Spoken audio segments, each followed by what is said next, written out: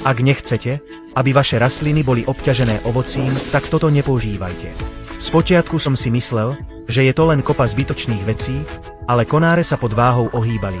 Prakticky to podvádzalo. Toto je prírodné hnojivo, ktoré dopĺňa pôdu vitamínmi, podporuje rast a neškodí rastline.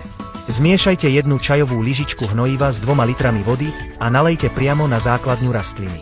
Odporúča sa používať ho každých 7 až 15 dní. Upozornenie. Keď ho začnete používať, vaše rastliny budú konzistentne produkovať viac ovocia, čo výrazne zvýši vašu úrodu. Momentálne je v akcii na Čierny piatok. Kliknite na štítok nižšie, ak ho chcete vyskúšať. Pokiaľ nechcete, aby vaše rastliny boli obťažené ovocím, nepoužívajte ho.